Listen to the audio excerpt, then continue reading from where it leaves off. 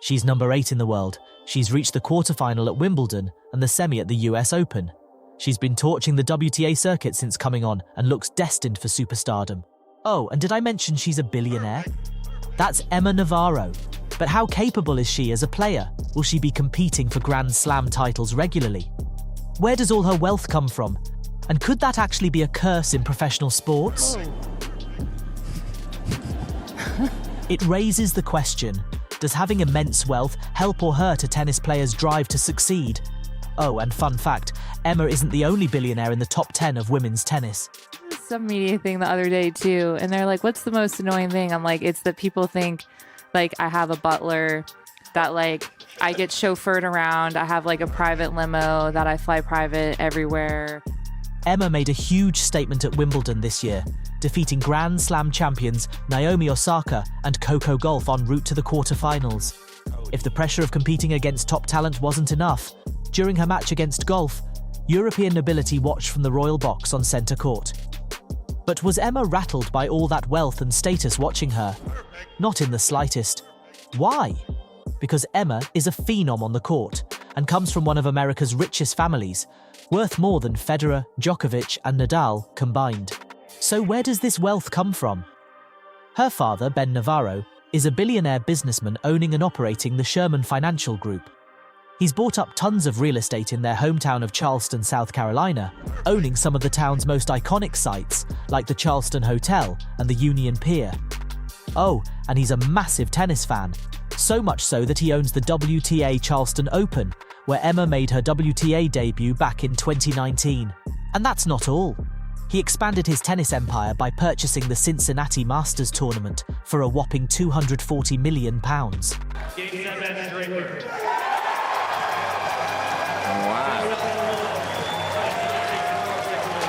We all know money can open doors. Access to top-tier coaches, the best equipment, luxury training facilities. But here's the twist. Does having endless resources actually hinder your drive to succeed? With that kind of access, does Emma still feel the same fire as someone fighting from the bottom? We'll get to that in a second. But let's talk about Emma's career, because billionaire or not, she's got serious game. She has spent time kind of crafting her game from all areas. Emma's rise didn't come out of nowhere. She was a standout junior, making the final of the Junior French Open and reaching as high as number 3 in the world. Instead of immediately going pro, she chose the college route. A bit unconventional for top tennis talents. She joined the Virginia Cavaliers, where she absolutely dominated, going 25-1 in her freshman year. She won the NCAA Singles Championship in 2021, cementing herself as the number 1 college player in the country. With that success, she earned a wild card into the US Open. Now, this is where things get interesting. She lost in the first round of that US Open, the same one where another Emma Raducanu made that unforgettable run from qualifier to champion. Imagine that. 2 Emmas, 2 different paths. But Navarro bounced back, continuing to dominate the college circuit with a 26-2 record in her second year.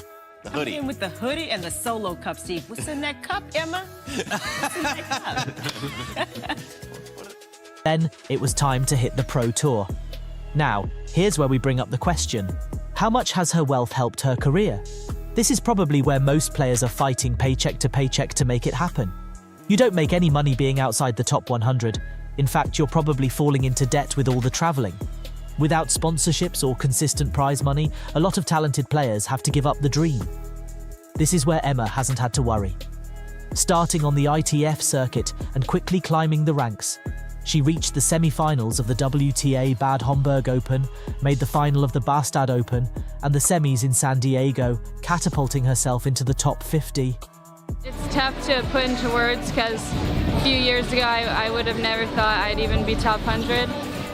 Money was never a problem, and that probably would take the pressure off. But could the security of wealth actually hinder motivation to go further and dig deep? Let's talk about Emma's style of play, because she's not your typical athletic powerhouse. Unlike Gauff or Swiatek, who rely on speed, or players like Rybakina and Sabalenka, who dominate with sheer power, Navarro brings something unique. She uses heavy forehands to keep her opponents on the back foot, mixes in clever slices to change the pace, and has a deadly drop shot and volley game. But what stands out the most is her court IQ. her ability to pinpoint her opponent's weaknesses and exploit them. 2024 is only her second full season on the Pro Tour, and she's already proving that she belongs among the best. She won her first WTA title in Hobart, made the semis at Indian Wells by knocking out none other than Sabalenka. Oh, it's brilliant once again. Career just gets better and better and better. Here's the big question. How much does wealth factor into her success? Sure, having the financial backing means Emma can afford the best coaches, travel luxuriously, and focus entirely on her game. But doesn't that also add pressure? After all, with her family status, she doesn't need tennis to be successful, which raises a unique challenge: finding motivation that comes entirely from within. Is she driven by the love of the game, or does the security of wealth take away some of the hunger that other players have? And speaking of wealthy tennis players, there's one more billionaire in the top 10. Hugh definitely would have heard of her. It's Jessica Pegula. Although it does help ease the loss. She's been as high as 3 in the world, reached the quarterfinals 7 times, and recently got to the US Open final. She's done a lot of winning since she turned pro in 2009, but she's now at 30, and she's been perennially very close to winning that elusive slam.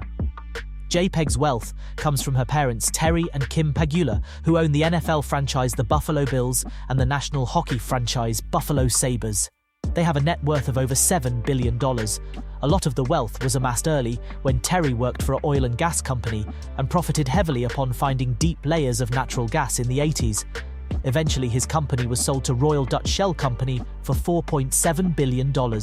And since then, he has been a wise investor of real estate that continues to grow his net worth along with his sporting ventures. JPEG similarly had done the college route and attended the University of Pittsburgh. She did not have a junior record to note.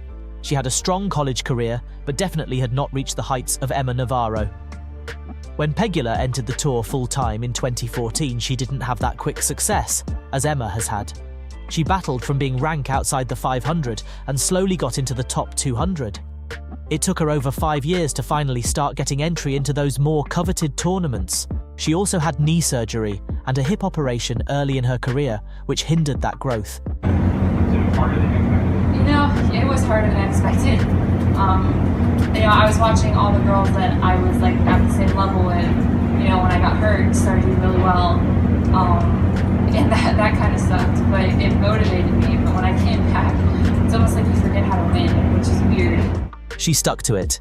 To her credit, she finally made it into the top 100 in 2019 and has continued her impressive growth, getting to the top 20 in 2021 and eventually being in the top 5 for the last 2 years.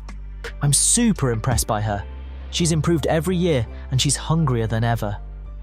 It's a real testament to her mental fortitude. It would have been easy to give up in her position. I'm hoping she gets that slam given her continual dedication to the sport. She has had no bad press and genuinely just looks to go out and perform her best on each occasion. Money doesn't spoil everyone. Both these players come from immense wealth, there's no denying that. But wealth also means you don't have to try as hard. It can often be a curse when it comes to professional tennis. Ernest Gulbis springs to mind, where his talent never reached the full potential. Even Nick Kyrgios comes from Malaysian royalty. We know how that story goes. Navarro has shown that she can already mix it with the best so early in her career. She's got the skills, the tactics, and shown incredible promise. JPEG is consistently in the deep end of slams. She's pushing close to regression age, but she doesn't rely too heavily on athleticism. So I think she still has time on her side. Even though they definitely don't need the money that tennis has to offer, they are driven innately for the pursuit of the ultimate goal, the glory of a slam, the highest achievement in tennis. And they have gone about it the right way, so I'm rooting for both of them. Thanks for watching, and if you enjoyed the content, please like and subscribe. I would really appreciate it and helps me continue to produce better content. What do you think? Can Emma or JPEG win a slam, or is having money actually a curse? Drop a comment below.